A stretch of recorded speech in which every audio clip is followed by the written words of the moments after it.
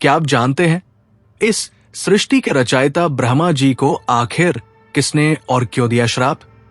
आज मैं आपको एक ऐसी कहानी सुनाने जा रहा हूं जिसके हर शब्द में दर्द छुपा है, हर वाक्य में पछतावा बसा है। यह कहानी है उस महान सृष्टिकर्ता की जिसने इस संपूर्ण ब्रह्मांड की रचना की, लेकिन फिर भी आज धरती पर उसका केवल एक ही मंदिर है।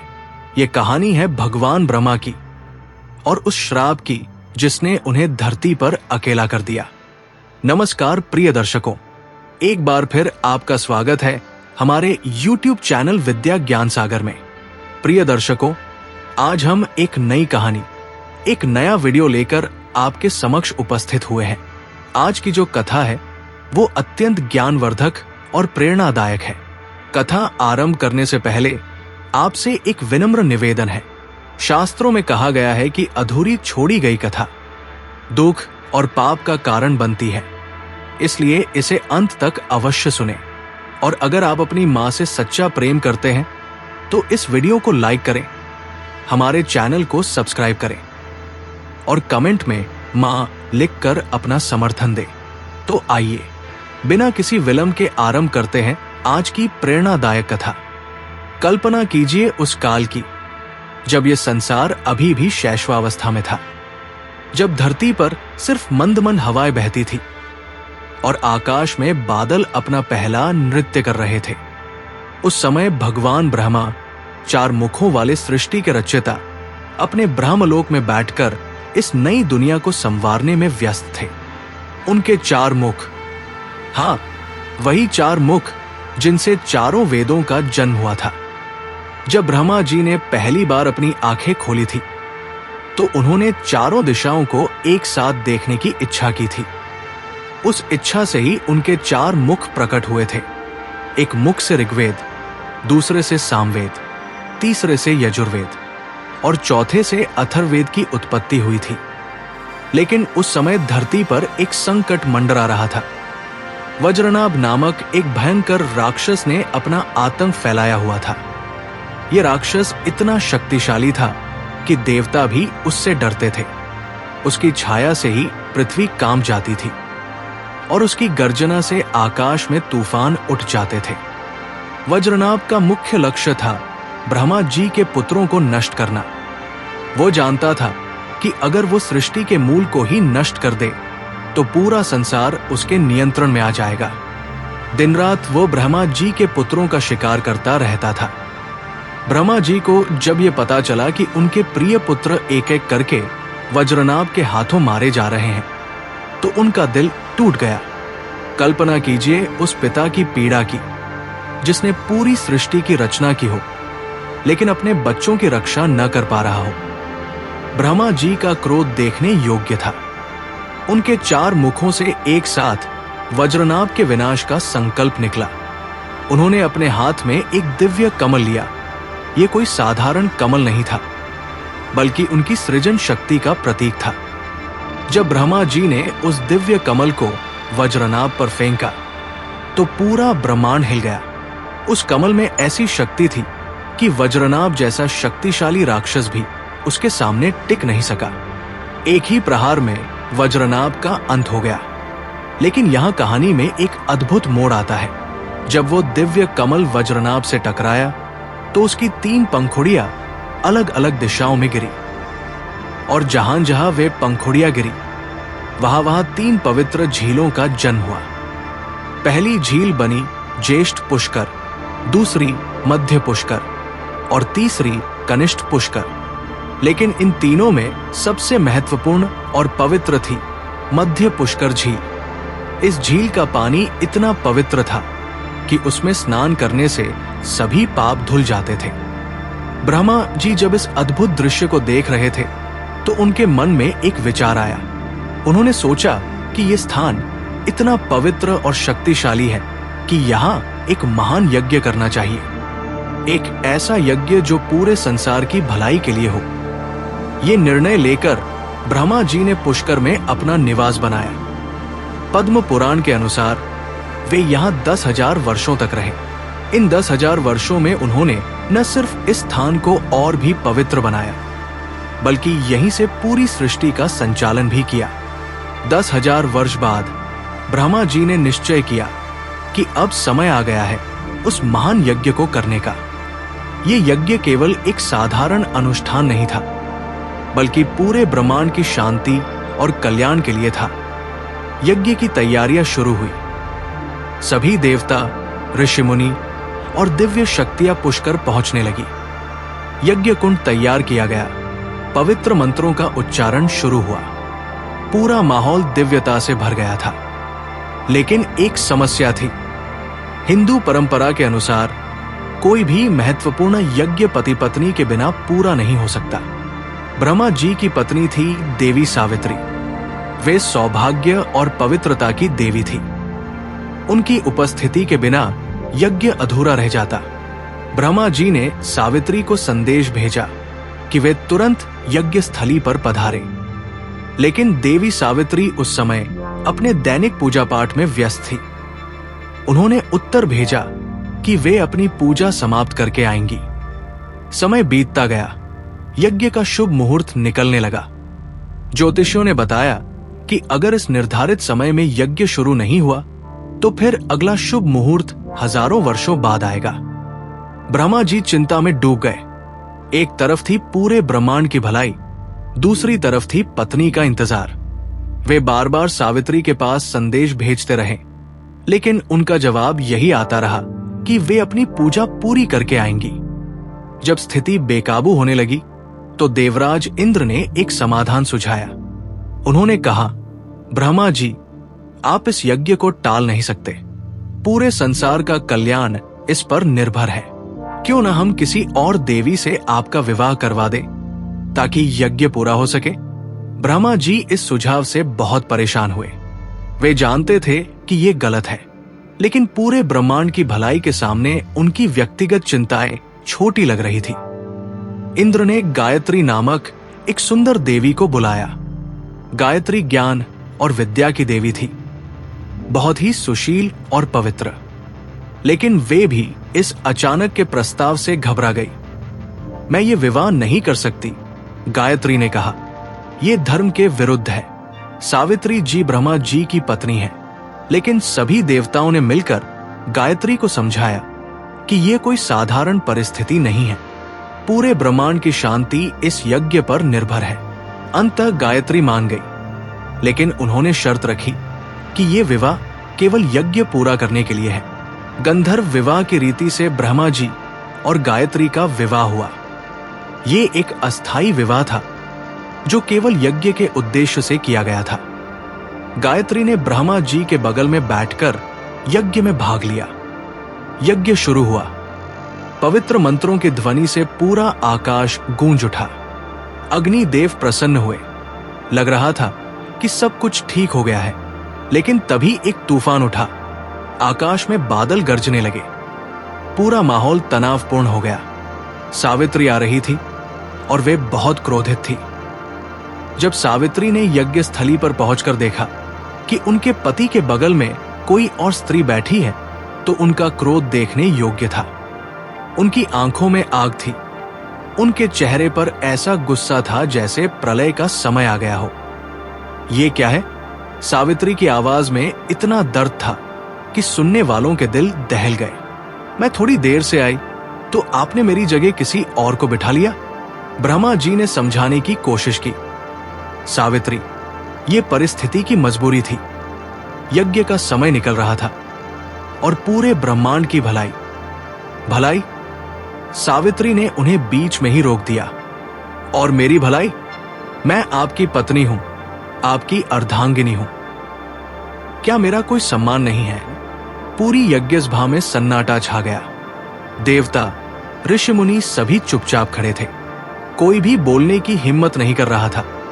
सावित्री का दर्द इतना गहरा था कि उनकी आंखों से आंसू बहने लगे। मैंने आपको अपना सब कुछ दिया था। मैंने आपके साथ पूरे ब्रह्मांड की रचना में सहयोग किया था, और आज आपने मेरी जगह किसी और को दे दी। सावित्री के दर्द की कोई सीमा नहीं थी। वे जानती थी कि यज्ञ के लिए यह आवश्यक था, लेकिन एक पत्नी के रूप में उनका दिल टूट चुका था। उन्हें लगा कि उनके पति ने उनका सम्मान नहीं किया है। अगर मेरी इतनी ही कम कीमत है आपकी नजरों में। सावित्री की आवाज में अब वो दर्द था जो केवल एक धोखा खाई हुई पत्नी के दिल में हो सकता है। तो सुनिए मेरा श्राप। पूरी यज्ञसभा में पिन ड्रॉप साइलेंस हो गया। सावित्री के श्राप की शक्ति सभी जानते थे। जिसने सृष्टि की रचना की है वही आज मुझे ये दुख दे रहा है। सावित्री की आवाज कांप रही थी। तो सुनिए, पुष्कर को छोड़कर इस पूरे संसार में आपकी कहीं भी पूजा नहीं होगी। लोग विष्णु की पूजा करेंगे, शिव की करेंगे, लेकिन आप केवल इसी एक जगह पूजे जाएंगे। ये श्राप इतना भयानक था कि सभी देवता हैरान रह गए। ब्रह्मा जी सृष्टि के रचयिता थे, फिर भी उनकी पूजा केवल एक जगह होगी। लेकिन सावित्री का श्राप यहीं समाप्त नहीं हुआ। उनका दर्द इतना गहरा था कि वे और भी श्राप देने लगी। और जिन ब्राह्मणों ने ये गलत विवाह कराया है, उन्होंने ब्राह्मणों की ओर इशारा करते हुए कहा, वे कलयुग में कभी भी संतुष्ट नहीं होंगे, वे हमेशा दुखी रहेंगे। सावित्री का गुस्सा अभी भी शांत नहीं हुआ था। उन्होंने देखा कि भगवान विष्णु भी इस पूरे कांड में शामिल थे। विष्णु ने भी इस विवाह को समर्थन दिया था। और आप, विष्णु, सावित्री ने विष्णु की ओर देखते हुए कहा, आपने भी इस अन्याय में साथ दिया है, तो आपको भी श्राप है कि आप भी पत्नी के वियोग का दुख सहन करेंगे। ये श्राप सुनकर विष्णु भी दुखी हो गए। बाद में यही श्राप राम के रूप में विष्णु के अवतार के समय फला, जब उन्हें सीता के वियोग का दुख सहना पड़ा। गायत्री, जो अब तक चुप बैठी थी, अब बोली। उन्होंने बहुत विनम्रता से सावित्री से कहा, माता सावित्री, मैं जानती हूं कि मैंने गलत किया है, लेकिन ये सब पूरे ब्रह्मांड की भलाई के लिए था। कृपया अपना श्राप वापस ले लीजिए। लेकिन सावित्री का दिल इतना टूटा हुआ था कि वे गायत्री की बात सुनने को तैयार नहीं थी। नहीं, उन्होंने कहा, जो हो गया सो हो गया, श्राप वापस नहीं लिया जा सकता। ब्रह्मा जी भी अपनी पत्नी को मनाने की कोशिश कर रहे थे। उन्होंने कहा, सावित्री, मैं जानता हूं कि मैंने गलत किया है, लेकिन परिस्थिति ऐसी थी कि। परिस्थिति? सावित्री ने कहा, क्या परिस्थिति पत्नी के सम्मान से भी बड़ी होती है? क्या परिस्थिति रिश्तों की मर्यादा से भी ऊपर होती है? सावित्री के श्राप के बाद एक अजीब सा माहौल बन गया। यज्ञ तो पूरा हो गया था, लेकिन उसकी खुशी गायब हो गई थी। सभी देवता चुपचाप अपने अपने लोकों को लौट गए। ब्रह्मा जी अकेले रह गए। उन्होंने महसूस किया कि अब से उनकी स्थिति कितनी अजीब हो गई है। वे जो पूरे ब्रह्मांड के रचयिता थे, अब केवल एक जगह पूजे जाएंगे। धीरे धीरे समय बीतता गया। जैसे जैसे युग बदलते गए, सावित्री का श्राप अपना प्रभाव दिखाने लगा। लोग विष्णु के मंदिर बनाते गए, शिव के मंदिर बनाते गए, देवी के मंदिर बनाते गए, लेकिन ब्रह्मा के मंदिर नहीं बनाए। कभी कभार कोई भक्त ब्रह्मा जी का मंदिर बनाने की कोशिश करता, लेकिन किसी न किसी कारण से वो मंदिर पूरा नहीं हो पाता। श्राप की शक्ति इतनी प्रबल थी कि वो हर बार अपना प्रभाव दिखाती, लेकिन पुष्कर में स्थिति अलग थी। यहां श्राप का प्रभाव नहीं था। यहां ब्रह्मा जी की पूजा होती रही। धीरे धीरे पुष्कर एक महान तीर्थ स्थल बन गया। लोग दूर दूर से पुष्कर आने लगे। वे पुष्कर सरोवर में स्नान करते और ब्रह्मा जी के दर्शन करते। कहा जाता है कि पुष्कर में स्नान करने से सभी पाप धुल जाते हैं। कार्तिक पूर्णिमा के दिन यहाँ एक विशाल मेला लगता है। हजारों लाखों श्रद्धालु यहाँ आते हैं। ये मेला केवल एक सामान्य मेला नहीं है, बल्कि ये उस सृष्टिकर्ता के सम्मान में है जो अकेला पड़ गया है। 14वीं शताब्दी में एक अद्भुत घटना हुई। कुछ पारिक ब्राह्मण परिवारों ने मिलकर निश्चय किया कि वे पुष्कर में ब्रह्मा जी का एक भव्य मंदिर बनाएंगे। ये काम आसान नहीं था। श्राप के कारण कई बाधाएं आती रहीं, लेकिन उन भक्तों का विश्वास अटूट था। मंदिर का निर्माण शुरू हुआ। हर पत्थर रखते समय, हर दीवार उठाते समय उन निर्माताओं को लगता था जैसे वे केवल एक मंदिर नहीं बना रहे, बल्कि एक अकेले पड़े देवता को घर दे रहे हैं।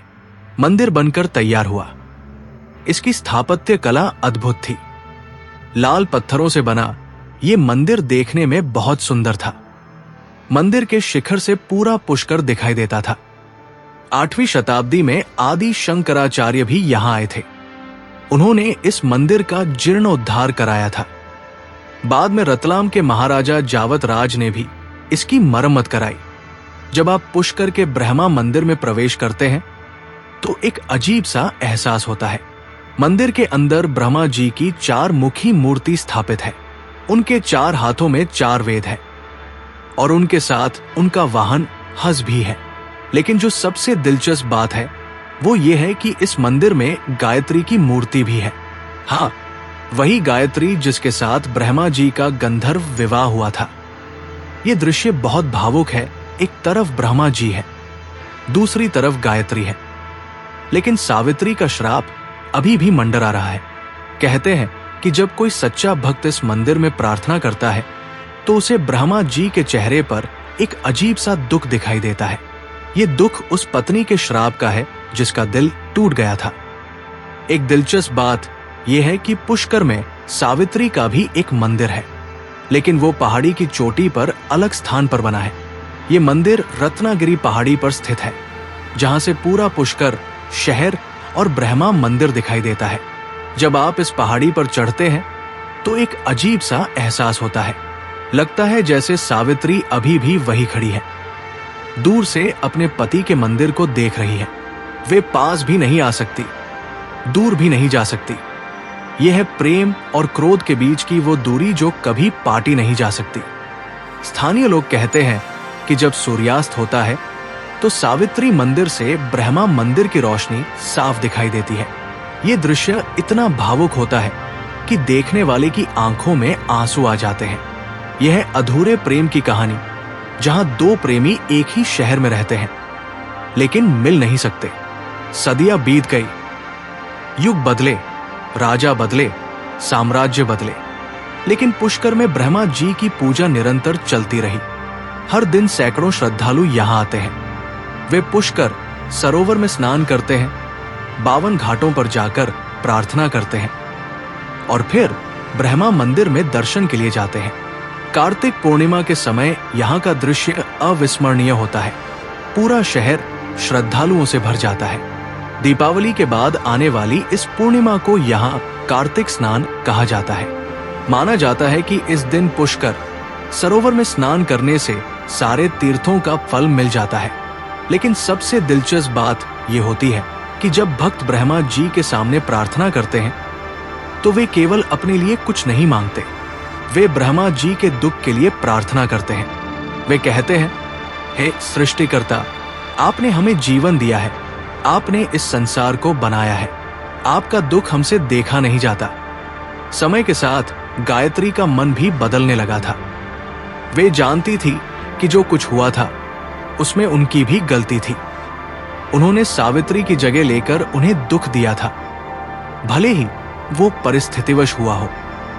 गायत्री अक्सर ब्रह्मा जी से कहती थी, प्रभु, मैं जानती हूं कि आप सावित्री को याद करते हैं, मैं केवल एक छाया हूं, आपकी असली अर्धांगिनी तो वे हैं। ब्रह्मा जी भी दुखी होते। वे जानते थे कि गायत्री निर्दोष थी। उन्होंने तो केवल पूरे ब्रह्मांड की भलाई के लिए ये निर्णय लिया था, लेकिन परिणाम इतना कष्टकारी हुआ था कि वे कुछ नहीं कह सकते थे। गायत्री, ब्रह्मा जी कहते, तुमने कोई गलती नहीं की है, गलती मेरी थी, मुझे अधिक धैर्य रखना चाहिए था, मुझे सावित्री का और इंतजार करना चाहिए था। हजारों वर्ष बीत जाने के बाद एक दिन सावित्री के मन में भी परिवर्तन आया। वे देख रही थी कि उनके श्राप के कारण ब्रह्मा जी कितने अकेले हो गए हैं। पूरे संसार में केवल पुष्कर में ही उनकी पूजा होती है। एक शाम जब सूर्यास्त हो रहा था, सावित्री ने अपने मंदिर से ब्रह्मा मंदिर की रोशनी देखी। उस रोशनी में उन्हें अपने पति का अकेलापन दिखाई दिया। उनका दिल पिघल गया। हे भगवान, सावित्री ने मन में कहा, मैंने अपने क्रोध में क्या कर दिया? मैंने अपने पति को, जो पूरे संसार के रचयिता है, इतना अकेला कर दिया। उस रात सावित्री को नींद नहीं आई। वे बार बार सोच रही थी कि क्या उन्होंने सही किया था। हाँ, उनके साथ अन्याय हुआ था, उनका सम्मान नहीं किया गया था, लेकिन इतना बड़ा श्राप देना क्या सही था? उसी रात ब्रह्मा जी को भी एक स्वप्न आया। उन्होंने देखा कि सावित्री उनके पास आई है। वे रो रही हैं और कह रही हैं, मुझे माफ कर दीजिए, मैंने क्रोध में आकर आपको बहुत दुख दिया है। ब्रह्मा जी ने स्वप्न में कहा, सावित्री, गलती मेरी थी, मुझे तुम्हारा सम्मान करना चाहिए था, मुझे तुम्हारा इंतजार करना चाहिए था। जब दोनों की नींद खुली तो उन्हें एहसास हुआ कि ये केवल स्वप्न नहीं था, ये एक दिव्य संदेश था। उस दिन से दोनों के मन में एक दूसरे के प्रति प्रेम फिर से जागने लगा। पुष्कर के भक्तों ने भी महसूस किया कि कुछ बदलाव हो रहा है। वे देख रहे थे कि ब्रह्मा जी की मूर्ति में एक नई चमक आ गई है। सावित्री मंदिर से भी एक सकारात्मक ऊर्जा निकल रही है। भक्तों ने मिलकर निश्चय किया कि वे एक विशेष प्रार्थना करेंगे। वे चाहते थे कि ब्रह्मा जी और सावित्री के बीच फिर से प्रेम हो जाए। कार्तिक पूर्णिमा के दिन हजारों भक्तों ने मिलकर एक साथ प्रार्थना की। उन्होंने कहा, हे ब्रह्मा जी, हे माता सावित्री, आप दोनों के बिना ये संसार अधूरा है। कृपया अपने मन में प्रेम को फिर से जगाइए। ये प्रार्थना इतनी शक्तिशाली थी कि पूरा पुष्कर दिव्य प्रकाश से भर गया। उस रात सावित्री ने एक महत्वपूर्ण निर्णय लिया। वे अपने अहंकार को छोड़कर ब्रह्मा जी के पास जाना चाहती थी। लेकिन हजारों वर्ष बाद पहली बार पहाड़ी से उतरना आसान नहीं था। पहाड़ी की तलहटी में पहुंचते ही सावित्री को लगा जैसे एक भारी बोझ उनके कंधों से उतर गया हो। वे धीरे धीरे ब्रह्मा मंदिर की ओर बढ़ी। उधर ब्रह्मा जी भी महसूस कर रहे थे कि सावित्री आ रही है। उनका दिल तेजी से धड़क रहा था। हजारों वर्ष बाद वे अपनी प्रिय पत्नी से मिलने वाले थे। गायत्री ने भी ये महसूस किया। उन्होंने ब्रह्मा जी से कहा, प्रभु, माता सावित्री आ रही है, अब मेरा यहां रहना उचित नहीं है। नहीं गायत्री, ब्रह्मा जी ने कहा, तुम भी मेरी पत्नी हो, तुम दोनों मेरे लिए समान रूप से महत्वपूर्ण हो। जब सावित्री मंदिर के द्वार पर पहुंची तो पूरा माहौल भावुकता से भर गया। ब्रह्मा जी उठकर खड़े हो गए। हजारों वर्षों बाद पति पत्नी आमने सामने थे। सावित्री, ब्रह्मा जी की आवाज में दर्द था, मुझे माफ कर दो, मैंने तुम्हारे साथ अन्याय किया था। सावित्री की आंखों में आंसू थे। नहीं प्रभु, गलती मेरी थी, मैंने क्रोध में आकर आपको श्राप दे दिया, मैंने आपको इतना अकेला कर दिया। गायत्री भी आगे आई। माता सावित्री, मुझे भी माफ कर दीजिए, मैंने आपकी जगह लेकर आपको दुख दिया। सावित्री ने गायत्री के सिर पर हाथ रखा। बेटी, तुमने कोई गलती नहीं की, तुमने तो पूरे संसार की भलाई के लिए यह स्वीकार किया था। उस पल जो दृश्य था वो अवर्णनीय था। तीनों देवी देवता एक साथ खड़े थे, ब्रह्मा जी, सावित्री और गायत्री। सावित्री ने गहरी सांस ली और कहा, आज मैं अपना श्राप वापस लेना चाहती हूं। लेकिन ब्रह्मा जी ने रोक दिया। नहीं सावित्री, श्राप को वापस लेने की जरूरत नहीं है। यह सुनकर सभी हैरान हो गए। ब्रह्मा जी ने आगे कहा, इस श्राप ने मुझे एक महत्वपूर्ण सबक सिखाया है। मैंने सीखा है कि रिश्तों का सम्मान सबसे बड़ा धर्म है। मैंने सीखा है कि किसी भी काम के लिए अपने प्रियजनों का दिल नहीं दुखाना चाहिए। और ब्रह्मा जी ने मुस्कुराते हुए कहा, पुष्कर में मुझे जो प्रेम मिलता है वो पूरे संसार के मंदिरों से कहीं अधिक है। यहाँ के भक्त मुझसे वास्तविक प्रेम करते हैं, वे मेरे दुख को समझते हैं। उस दिन से पुष्कर में एक नया माहौल बन गया। ब्रह्मा मंदिर में अब तीनों की मूर्तियां एक साथ स्थापित की गई, ब्रह्मा जी के साथ सावित्री और गायत्री दोनों। सावित्री ने अपना मंदिर पहाड़ी पर ही रखा, लेकिन अब वे नियमित रूप से नीचे आकर ब्रह्मा जी से मिलती रही। उनके बीच की दूरी मिट गई थी। पुष्कर के लोग कहते हैं कि उस दिन के बाद से शहर में एक अलग ही खुशी का माहौल है। झील का पानी और भी पवित्र हो गया है। हवा में प्रेम की मिठास घुली रहती है। आज 21वीं सदी में भी पुष्कर का महत्व वैसा ही है। दुनिया भर से लोग यहाँ आते हैं। न केवल हिंदू बल्कि दूसरे धर्मों के लोग भी यहाँ शांति की तलाश में आते हैं। विदेशी पर्यटक भी यहाँ आकर मंत्रमुग्ध हो जाते हैं। वे कहते हैं कि पुष्कर में कुछ अलग बात है। यहाँ की हवा में, यहाँ के पानी में, यहाँ के लोगों में एक दिव्यता है। आधुनिक वैज्ञानिक भी मानते हैं कि पुष्कर झील का पानी वास्तव में अलग है। इसमें कुछ खनिज पदार्थ है जो इसे विशेष बनाते हैं। लेकिन भक्त जानते हैं कि ये केवल खनिज पदार्थों की बात नहीं है, ये उस प्रेम की शक्ति है जो यहाँ बसी है। आज जब भी आप पुष्कर जाएं, तो वहां केवल दर्शन के लिए न जाएं। वहां जाकर महसूस कीजिए कि प्रेम की शक्ति कितनी बड़ी होती है। समझिए कि रिश्तों में सम्मान कितना जरूरी है। पुष्कर की झील में स्नान करते समय ये याद रखिए कि ये पानी केवल आपके शरीर को साफ नहीं कर रहा, बल्कि आपके मन के सारे बुरे विचार भी धो रहा है। ब्रह्मा मंदिर में दर्शन करते समय ये सोचिए कि आपके सामने वो देवता खड़े हैं जिन्होंने आपको जीवन दिया है, जिन्होंने इस पूरे संसार की रचना की है, और आज भी वे आपसे उतना ही प्रेम करते हैं जितना पहले दिन करते थे। प्रिय साथियों, इस कथा के बारे में आपके विचारों का हमें बेसब्री से इंतजार रहेगा। अगर ये कथा आपके लिए प्रेरणादायक साबित हुई हो तो कृपया इसे लाइक करें और इसे अपने प्रियजनों के साथ साझा करें। साथ ही कमेंट बॉक्स में जय श्री कृष्णा लिखकर अपनी भक्ति व्यक्त करें। इस वीडियो को पूरा देखने के लिए आपका दिल से आभार। ब्रह्मा जी की जय।